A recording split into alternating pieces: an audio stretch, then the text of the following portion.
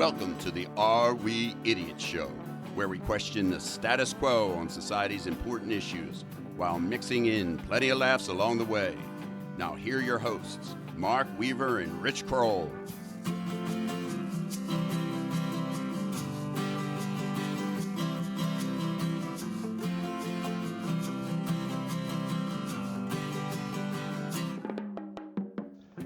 Hello again, everyone, and welcome to another edition of the Are We Idiots Show. We are your host, as always, Richard Kroll, Mark Weaver. Kroller, how are you today, buddy? It's another beautiful day in the northeast of North America, and I'm just happy to be 6 feet above ground. Show number 99, and I guess technically if you count our preface episode, this is actually our 100th launch, but we're not going to count preface as an episode. But Rich, what would have been the betting odds from our buddies if we said, yeah, guys, we're going to do this podcast, we're going to do 100 episodes? What would the odds have been on that 3 years ago? 10,000 to 1 against. And we would have won a lot of money. We sure would have. Guys. Well, Richie, 99 episodes. Are we partying like it's 1999? I don't know. 1999 was actually a pretty good year, and then unfortunately 2000 is when the hangover started. Because I remember the dot bomb era, and the stock market nowadays, and Bitcoin nowadays, and real estate nowadays kind of reminds me of those dot com. The late 90s was kind of insanity, if you remember it. I sure do. I remember it well. So, Richie, we always start with the tip of the day. What say you?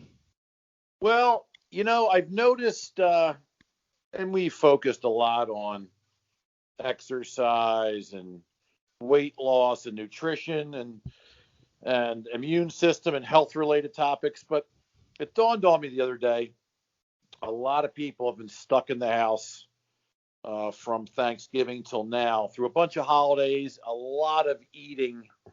And I gained, we talked about the COVID-15 back when COVID first started. I had done a good job of keeping it off, and then I've done a terrible job in the last 6 weeks, and I've become a little slovenly. So I'm like, I got to get back to my summer ways, but it's harder, right? It's cold out. Yeah. If it's really cold, it's hard to walk or jog or do any exercise outside. So, a lot of the gyms have been closed down.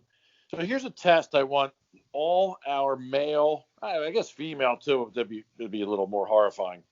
Here's a 2-part test for all our male listeners to let you know if you need to do something or not. Number 1, can you, when you're putting on your underwear in the morning, it doesn't matter if they're jockeys or tighty whities or bikini briefs or whatever they are, can you stand on one leg, lift your other leg up, put it through the hole of your underwear, and then switch? Yes. If you cannot, if you fall over or you just can't do it because you can't bend over and raise your leg high enough and thread the needle, then you probably need to lose weight. And then if you're not sure, if you did that okay, but you're still not sure, when you go to take a wee-wee and you can't see your privates when you urinate, then you absolutely need to lose weight. What if you sit down to urinate? There's someone I know that has done that, a lot. Well, that person needs to do other things other than just lose weight. Not only do I have to get dressed as you just tested with my underwear, how about doing it in the dark and do it with your socks? So can you lift one leg up and put your sock on one leg?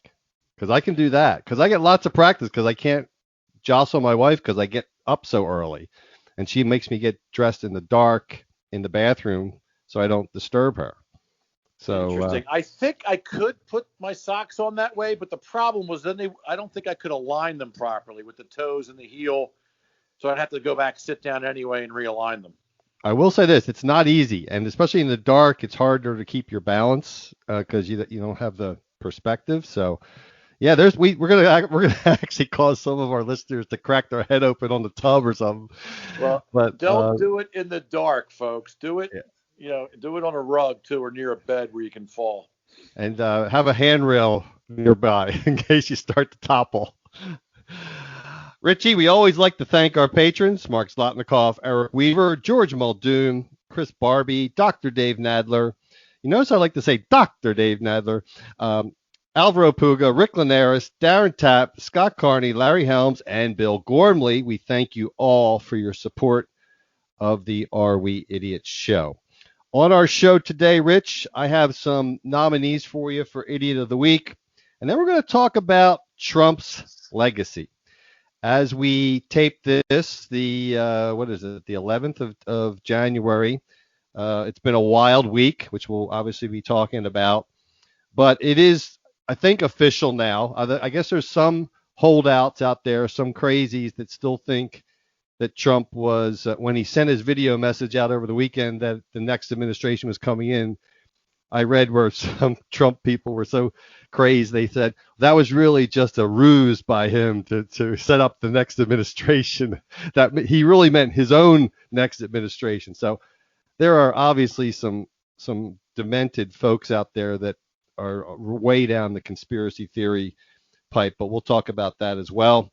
And sounds like a good show, don't you think, Richie? It sure does.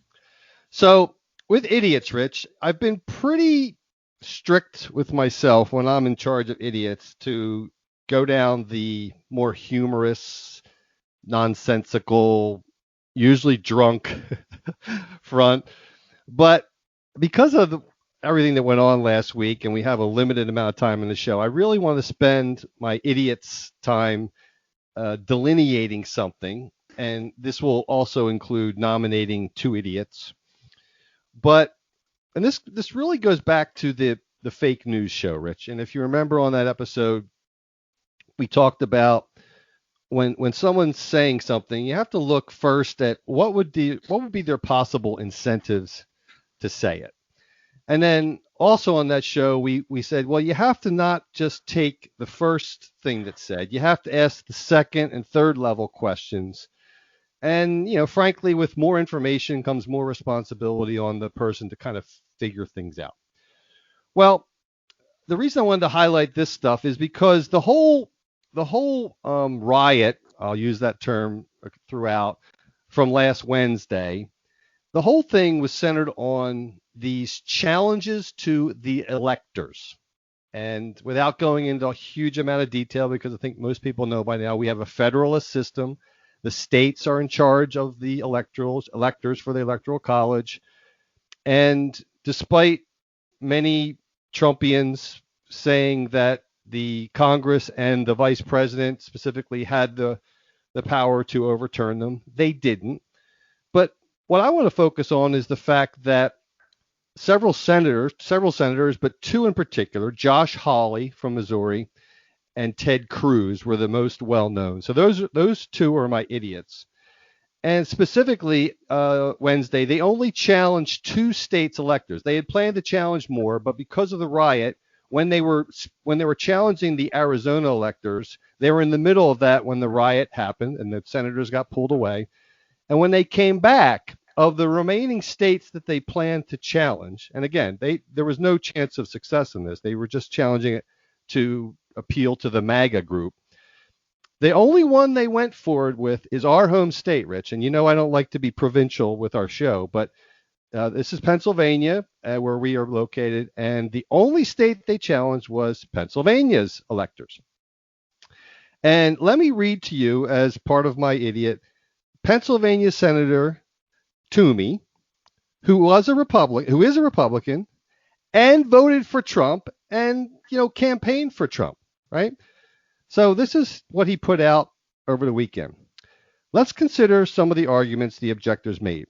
First, they observed that the Pennsylvania Supreme Court disregarded existing law when it ruled that mail-in ballots could be counted even when they arrived up to 3 days after Election Day.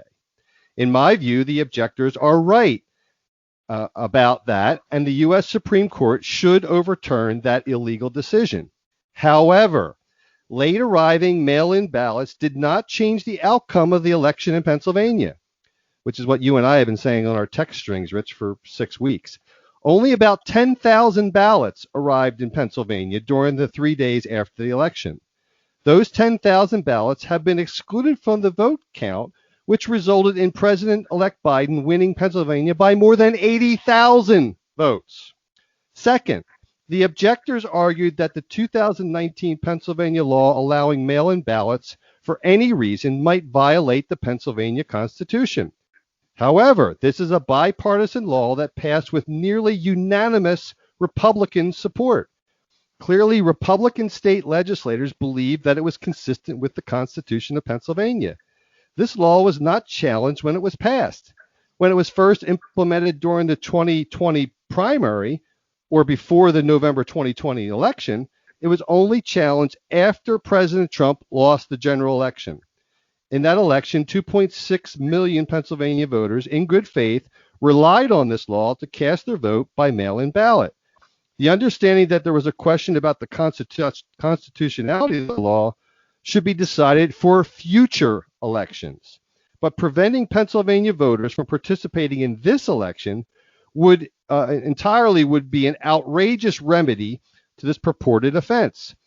A unanimous bipartisan Pennsylvania Supreme Court rejected this remedy in a legal challenge, with the court's 2 conservative Republican justices calling it extreme and untenable. Don't worry, I'm almost done. Certainly, there were some irregularities in this election, as there always are, but there is no evidence of systemic fraud, conspiracies, or even significant anomalies that cast any serious doubt on who actually won the election. As members of Congress did their duty counting and certifying electoral votes, a mob stormed the Capitol and attempted to stop this constitutionally required process. Tragically, 5 people died as a result of this day, including a U.S. Capitol police officer. While the mob temporarily delayed the process, Congress reconvened and certified President-elect Joe Biden. The mob attack on the U.S. Capitol is a stark reminder of the damage that can result when men in power and women and responsibility refuse to acknowledge the truth. So my nominee, and that's a long one, I apologize, listeners, is both Josh Hawley, who started this whole thing, and Ted Cruz, who is the biggest name associated with it. So this was a whole debacle, an outright cynical political stunt to try to endear themselves to Trump's base, because both of them want to run for president in 2024 on the Republican ticket, and they're hoping to get Trump's voters. And they purposely tried to do this stunt because they knew it wouldn't hurt anything, quote, hurt anything from actually doing anything. But they were just grandstanding. And these guys are extremely smart individuals, probably 2 of the brightest from an intellect standpoint in the Senate. So those are my nominees. I know a little off from our normal, less serious stuff, Richie, but what say you? Well, first of all, let me take about 600,000 milligrams of caffeine and some smelling salts after that diatribe filibuster you just went through, which proves a point. If you had tried to do this show by yourself and go it alone, I think we just lost about 50 listeners after that filibuster, but I appreciate the info. It's actually good info for all of us. And why aren't they both equal idiots of the week? Well, they may be. The only reason I nominated one was Hawley, because everyone hates Ted Cruz, even the other senators, they hate him. Ted Cruz, you remember, he ran against Trump, and Trump insulted his wife's looks, called his wife ugly, said his father was part of the conspiracy to kill JFK. And Cruz is such a swarmy individual that he just, cozy back up to Trump. I mean, if someone called your wife ugly, Rich, would you be at any point in the future ever, buddy with that person again? I mean, it's just, man up, dude. But Josh Hawley, I think, is even worse because he is a nationalist. Trump's a nationalist. Hawley's a real nationalist. he was cozying up with Bernie Sanders on trying to get $2,000 stimulus checks when all the rest of the Republicans had agreed on 900. Of course, Trump wanted 2,000. So I think Hawley's worse and more dangerous and more insidious. I like that word. But Ted Cruz, I think he lended credibility to it because his recognition was better. So that's why I'm nominating both of them. Well, I think Hawley deserves the dollar this week, and he is he has a pretty big nose too. So by a nose, he wins Idiot of the Week. Oh man. So I had to get that in, Richie, because I know the rest of the show we're going to be talking about Trump's legacy, and I'm sure the Wednesday thing will come up as well. But yeah, so I hope those guys, my last thing I'll say on this subject for those two, they're talking about, other senators, expelling them from the Senate. I don't think that's what should happen. I think the voters of Missouri and Texas should vote those guys out on the next election. So let it be written, so let it be done. All right, Richie. So we're going to talk about Trump's legacy. And I think if listeners have been with us for a long time, they kind of know, and I'm going to generalize our feelings about Trump. I think I've said over the past, I maybe like 20% of what Trump did. I think you're a little bit closer to 50-50. I don't know where you are now, but in the past you were a little closer to 50-50. I've been very upfront that even though I'm not a Democrat or a Republican, I think you have to acknowledge and be objective about things. And when people do some good things, they should get some credit. I've frequently pointed out that I think Neil Gorsuch is an extremely excellent Supreme Court justice, probably one of the best things that Trump did. I'm less thrilled with Kavanaugh because of his positions on executive powers. Barrett, I don't know as much about, but she seems like a pretty good conservative, constitutionalist justice. But Trump's done some other good things, and I've mentioned before that he augmented the power of the largely liberal mainstream media by his use of Twitter and other things, which we're going to talk about later. Agreeing to meet with Kim Jong-un, a guy who has nuclear weapons that could reach the U.S. mainland. I think that's a good idea. Don't ostracize the guy. Try to make peace. Certainly, Trump did not start any new wars. He didn't keep his promise to end the existing wars, but he, got to give him credit. A lot of presidents start new wars. He didn't do that. So, but other than those few things, there was most of the things that Trump did were not conservative. He spent a lot. He obviously, his personality had a lot to be desired. We're going to get into some of that in his legacy. But am I characterizing it fairly enough, Richie, that you liked him a little more than I did? Up until this past week, where I think things changed. Well, I think I took a different approach because most people I know were right or left, where they liked him or they didn't like him. Where if they liked him, they defended everything he said and did. And if they didn't like him, they didn't acknowledge anything good that he did. And that's also parallels the left-wing press and the right-wing press. Kind of took that same approach. So I tried to look at it a little more objectively, or is it subjectively?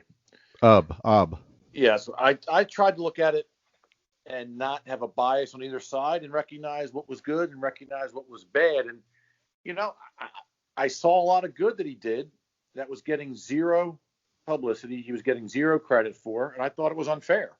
So because of that, I defended him at times. And again, what's he directly responsible for when it comes to the economy, job creation, low unemployment? But the truth is, and whether it happened under Obama and Clinton, I don't care. The last 4 years were pretty fruitful for most Americans that weren't in poverty and low-flying blue-collar jobs. But he did create a lot of jobs, or a lot of jobs were created while he was president. More Americans were employed more than ever in history. More jobs were created, all pre-COVID, of course. Right. I think, like you mentioned, he did a great job with the Supreme Court. I think he also had some record appointees with circuit judges. I think he did some things that people don't even realize, like trying to secure the Summer Olympics and the World Cup and some other events that are good for America. I think he did do some decent things with international policy. He did plenty of bad things, but I think he took a tough stance with Iran. He eliminated some specific terrorists. He tried to, I think, create a more even playing field with China and some of these other communist countries like North Korea you just mentioned. But he got zero credit for anything. And I think the biggest shame of it all is he would have won this election. And we got our predictions very accurate, it turns out, looking back on it. But if he just handled COVID differently and didn't poo-poo it as a non-item and it's just another flu, and we took some things a little more seriously, even if they were effective or not, it just would have showed a little more recognition of the severity of COVID. And clearly it's proven now, 10 months later, to be even more serious than we thought. Right. But the way he handled the debates, the way he treats people in social media, it just, and I've said this 5 or 6 times, there was a large faction of voters that were undecided, and they were going to use the last couple of months to make decisions. And the debates were a complete disgrace.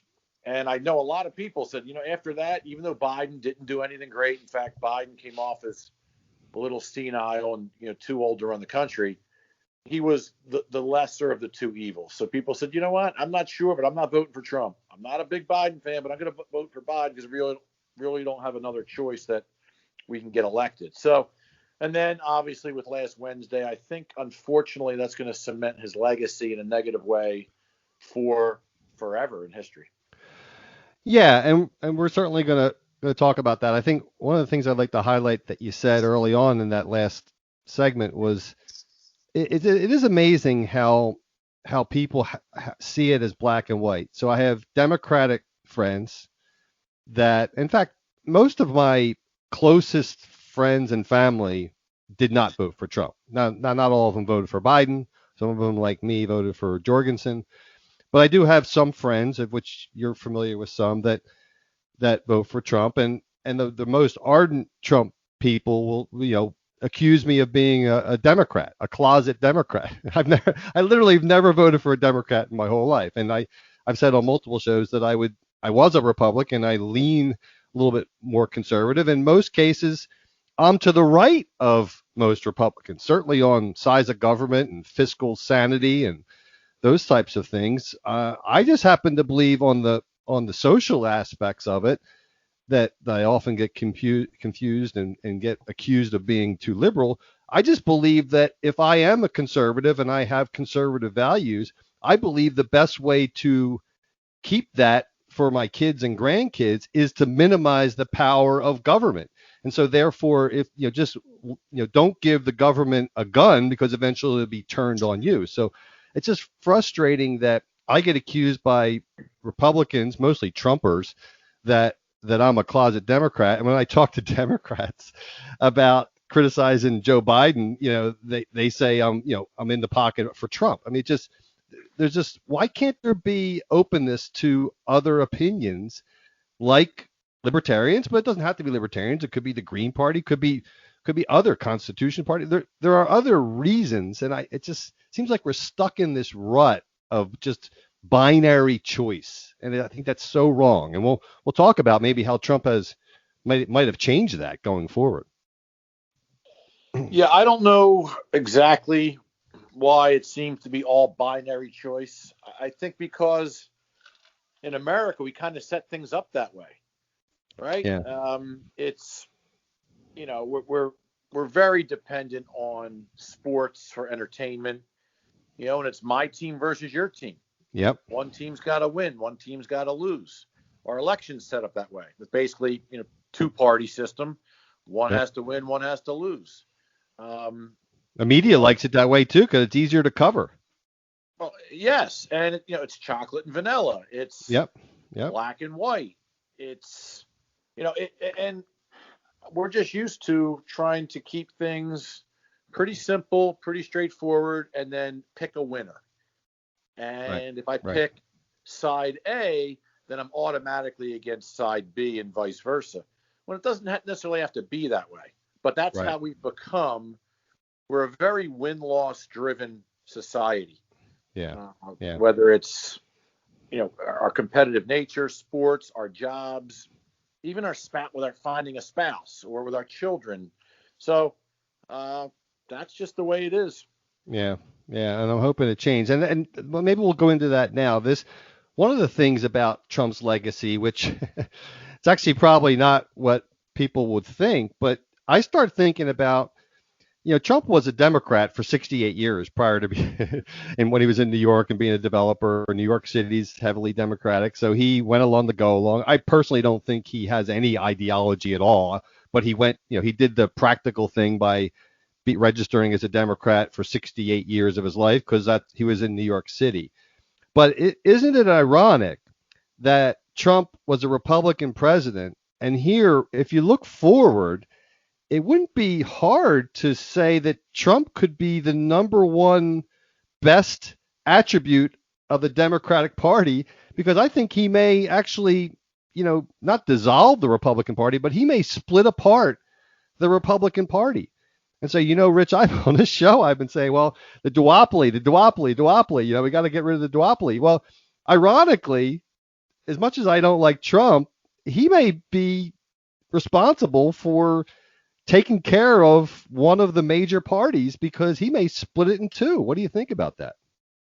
You raise a great point, right? Where the very thing you represent and want to see, multiple party choice, could come from the person you don't like that created it. And yeah, it's possible Trump by himself ends up splitting up the Democratic and Republican Party, where we could actually get 4 new parties coming out of this potentially, and he would be responsible. And then it's kind of like, let me stop you there for a second. Why would he? I understand the Republican side. How would he? Because I've never heard this argument. How would he be responsible for splitting up the Democratic Party?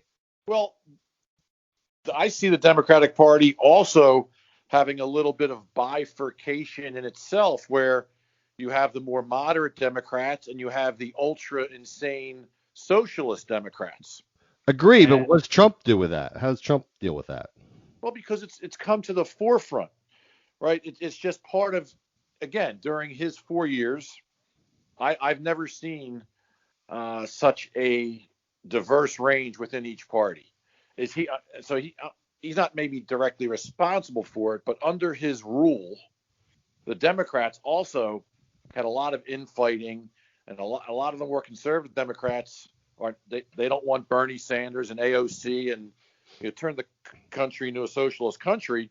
So right. That could have been a domino that ultimately also breaks up the Democratic Party into far left socialist and a little more conservative Democrats. Yeah, and I do think that's a possibility that happens. I just don't know if Trump's as directly responsible for that. But let's talk about on the Republican side, because I think that's much more near term, because after this past Wednesday, now, of course, all the Trump people, the MAGA, I'll call them MAGA because it's really the maggots or MAGA? MAGA, Make America Great Again people. These people that stormed the Capitol that are, in a cult. I'll just say it. Some of these people worship him like a cult leader. And, the people back at the election, some of my friends said, hey, Trump's the lesser of two evils. Biden's going to bring in a socialist agenda or raise taxes or whatever the reasons were. I think Biden has proven by some of his appointees that he's not going to be radical. It's going to be progressive, but it's not going to be left-wing AOC stuff. He is appointing middle-of-the-road people, and he's living up to what he said he was going to do. Trump said that the stock market's going to crash if Biden won. The stock market's way up. I mean, so a lot of this fear-mongering that Trump did isn't coming true. But, Trump has basically been lying since the third day after the election, when most normal people recognize that he lost. And then even if you extend it out to the electoral college vote in early December, most people would say, okay, well, at that point, he should have recognized that he lost. And all these court challenges, 50 some court challenges that he had, which a lot of them were presided by judges that Trump appointed, in with Republicans running the elections in Georgia and other states. And, they've all been shot down because, unfortunately, the truth is that he just lost fairly. Yes, there, as Senator Toomey explained, yes, there's some in irregularities and maybe some cheating going on, but not enough to affect the election in each of these states. So Joe Biden won fair and square. And yes, there was some irregularities that Trump probably got some benefit from, some irregularities in Trump districts. But he just continued to lie and lie and lie. And unfortunately, some of these people, and a lot of them are probably 30 million people out there, that just worship the ground he walks on. And if you say a lie enough, eventually people who aren't thinking for themselves believe it. And it manifested itself in this Save America, or otherwise known Save the Steal, or whatever it was, the speech he gave that said we're going to walk down to the Capitol and you can't do it with weakness. You have to be strong. And he incited these people to, storm the Capitol. And like you said earlier, I think this cements his legacy for all the people that used to say, well, I'm going to hold my nose and vote for Trump. He's the lesser of two evils. They can't really say that anymore with a straight face. So I think that's where this is, and what's left is just the cult people. Well, there was a lot of cult people. I mean, one of my staunch Trump supporting friends said, come on, folks, you'll see this wasn't Trump's fault. It was all the Antifa folks that also helped take advantage of the BLM riots around the country, and they just jump on bandwagons to cause problems.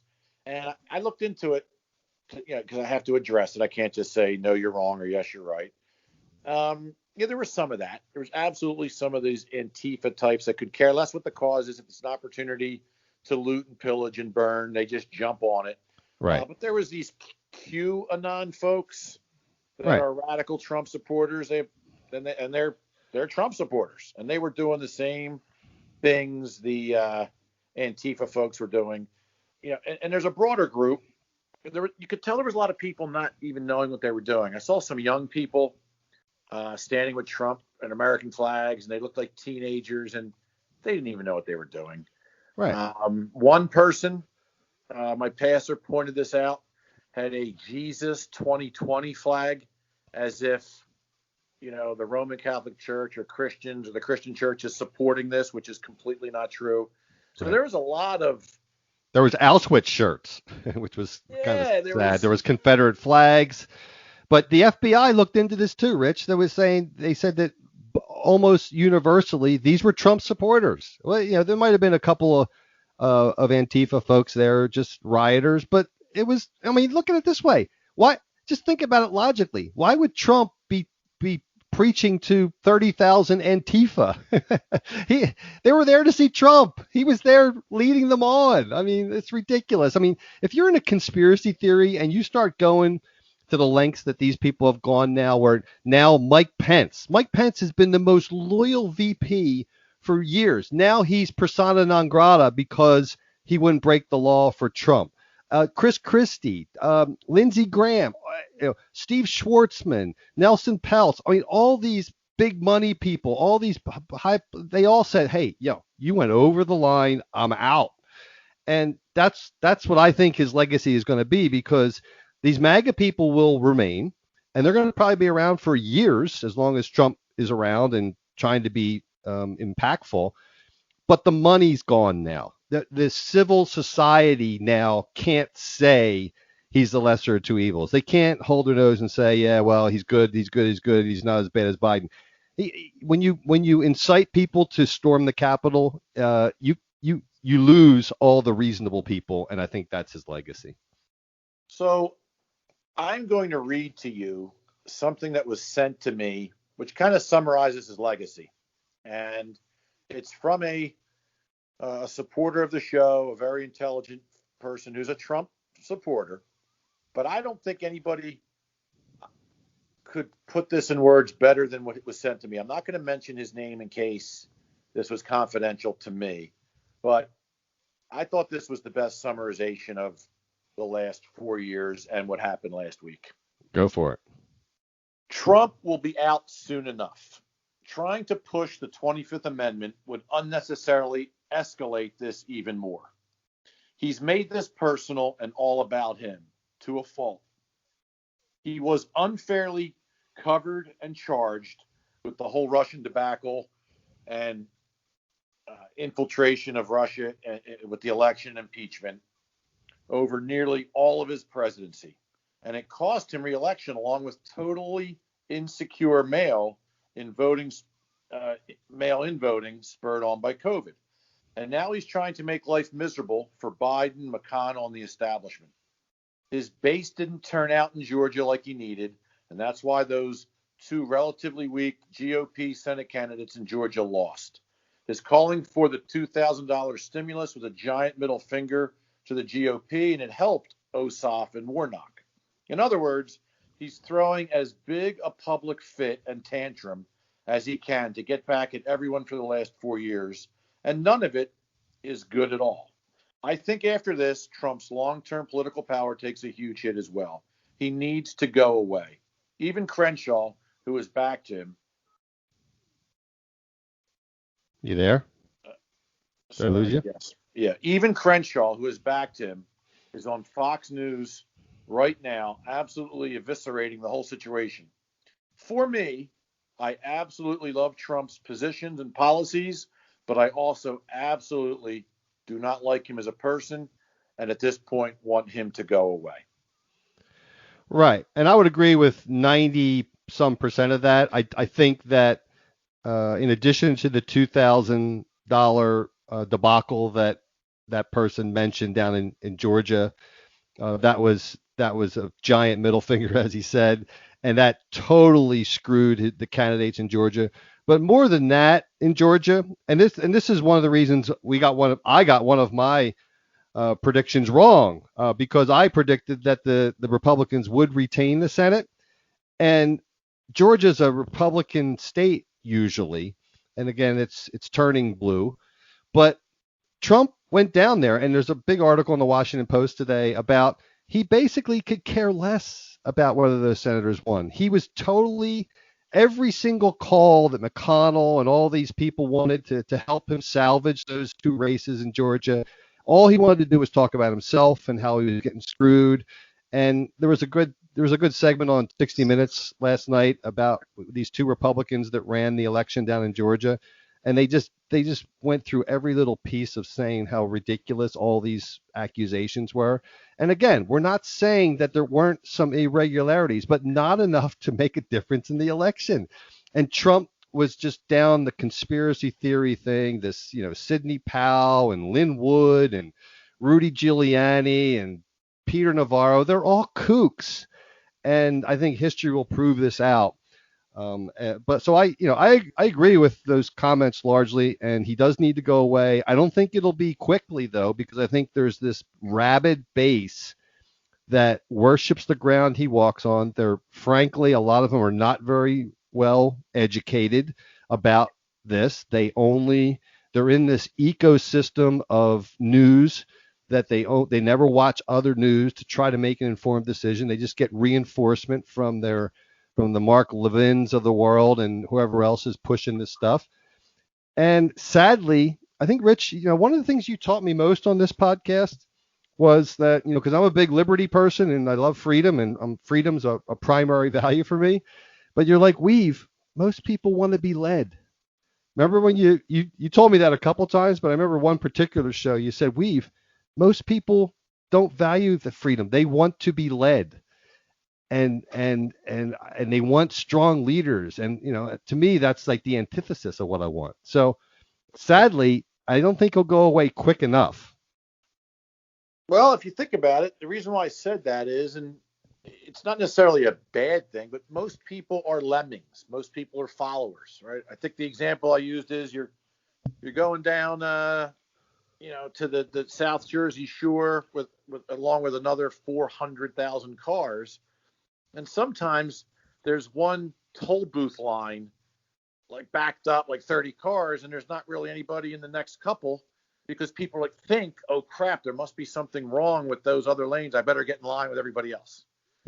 And people don't, a lot of people, not everyone, don't like to make decisions. They don't like to pick something red or green, black or white, right? Vanilla or chocolate, because they could pick the wrong thing. Nobody likes to lose. So people would rather go along and go, well, I went along with it. We lost, really? Well, geez. So misery loves company. And the other thing is people just don't care enough. Right? If your life is going pretty well, and my life's gone pretty well, whether it's been Reagan, Bush, Clinton, Obama, Trump. I mean, if you establish yourself in certain areas, you weather the highs and lows. So a lot of people become self-centered. They're worried about themselves, their job, their house, their car, their family, their wife, their kids. And as long as everything's kind of going like clockwork, they don't really think about the future and the ramifications of the duopoly and the two-party system and the far left and the far right and having to be a leader and stand up on a soapbox. They just follow and keep their head down and don't dive into this deep enough to make a difference or change. Like a crazy person like me. Like a crazy person like Mark R. Weaver. The other thing, Richie, that you just brought up is, a lot of people aren't doing well. You and I have done well. We're in the high tech world, and that's a growth industry. But that's the other thing that you could say that Trump, part of his legacy is he actually converted. It used to be the Democratic Party that was the party of the working man. And Trump has really converted the Republican Party to more of a working class party. And the Democrats are now more a party of the coastal elites and the higher education group.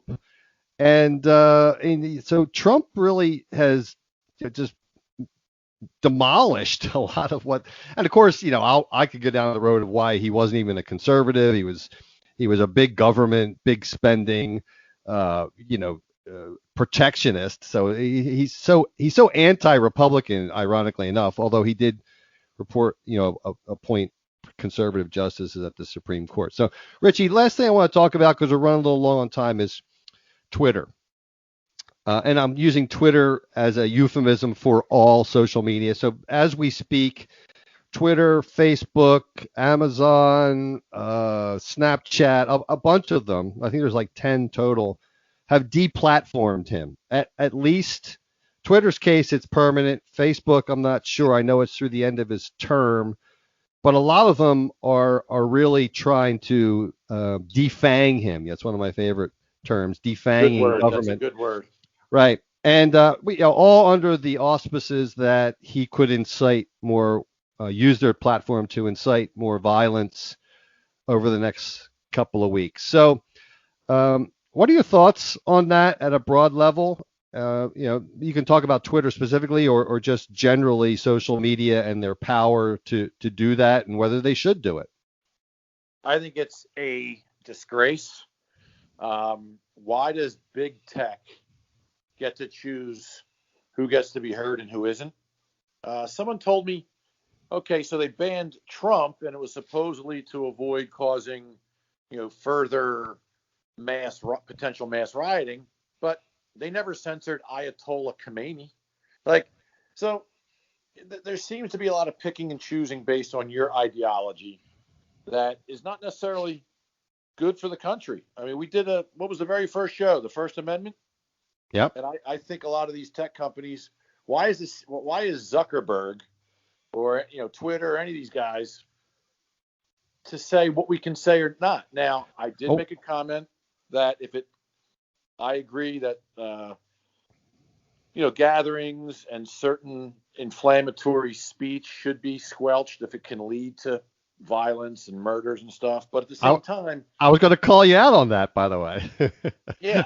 So I don't think I don't think you can compare the Trump situation in the Capitol building to 9/11. That's a ridiculous comparison. And I don't know that there was going to be any more people jumping on the bandwagon with the Capitol purge to create it outside of that area. But to shut Trump down, it's un-American, especially if you're going to leave all these other proven terrorists and other inflammatory people, their accounts are open. So I think it's a disgrace. Well, I gotta oppose you a little bit here because one, it's not a First Amendment issue. These are private companies. So the First Amendment is about government mandating and mandating speech. So these are private companies. They can do whatever they want. And competitors are free to come in and people will argue that these guys are like utilities and they're monopolistic and what have you, but there's a big difference between the government doing this and a private organization. So if people don't like the fact that Twitter did this, they should leave Twitter, which is what's happening, by the way. And they're going to Parler, and then now Apple and Amazon are trying to deplatform Parler or defang them. But I don't like it. As a free speech proponent, I think Twitter should let everything go.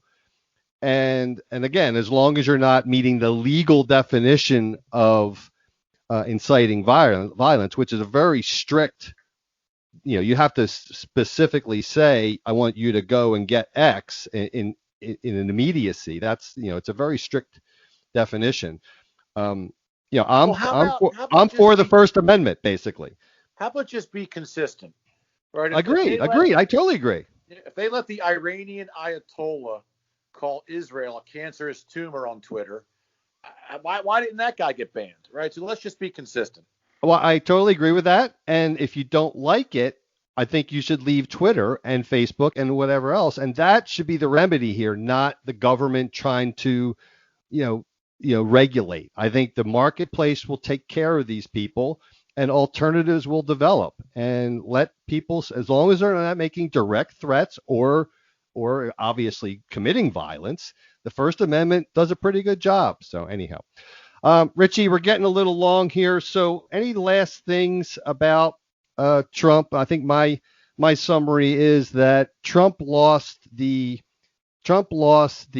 people that held their nose and voted for him. He lost the argument of at least he's better than Biden. He's the least worst or whatever. He lost the money people, the Steve Schwartzman, the Nelson Peltz, all the CEOs. That's the other thing. Like if you're a CEO, you saw today the PGA of America stripped Trump of his PGA from 2022 at one of his courses. No one wants to be associated with him. That's what I'm saying. Like the money people, the corporate people, the Republican, when he went after Mike Pence and called him a PUSSY. Think our listeners will be able to spell that. He's attacking Pence. He's attacking everyone now, and all that's left are the MAGA crazies, and that's not going to be enough to, have him run again. Here's how it's going to go down. So, America is a "what have you done for me lately" country, all the way down to the individual human. Right? I could be the nicest guy in the world, and if I'm a jerk one day with my wife, she's not going to say, "Oh, that's okay, honey. You've done all these good things for the last 2 years." No, you're only as good as your last hurrah. For case in point, as we're speaking, I believe our former beloved coach, Doug Peterson, is being let go by the Eagles. Really? This is just 3 years after he won a Super Bowl. The first coach in Eagles history, rabid football fans, as you know, in Philadelphia, after 50 plus years, Peterson comes in and wins a Super Bowl. I thought he'd have a lifetime pass. Just 3 years later, he had a terrible season, made some terrible decisions, on-field play calling, all sorts of just nonsense. And now, how is he going to be remembered? As the crappy coach we want to get rid of. Although he's a Super Bowl champ. Same Right. thing's going to happen with Trump. Trump did some great historic things in the first 3 years, but after the debacle at the Capitol and how he is not accepting the loss, he's going to go down as one of the jerkiest, slimiest, unlikable presidents in the history, and all the good he did can be completely buried. That's how it's going to happen. What have you done for me lately? What he did for us lately was a travesty last Wednesday. Right. Yep. And most reasonable people can see that. Sadly, there's a couple people which I won't mention that I know that I'm still waiting for them to come back around, but maybe I might have to hold my breath some more. But Richie, we have one more show left before we go on hiatus. And listeners, if you didn't get the news, we're going to be stopping after our next show, show 100. And we encourage you to download all the episodes that you want to listen to in the future, because they won't be available after a few more weeks from now. And for 100 show, we're going to be celebrating. Basically, we're going to be reminiscing a lot. We're going to be picking out our best times and best shows over the last 100 and the last 3 years. And we're going to throw in some other things as well. But I'm getting a little weepy, Richie. What do you think about it? So as we come in on our 100th episode, it's something to celebrate. I'll say that. It's been a good 3-year run.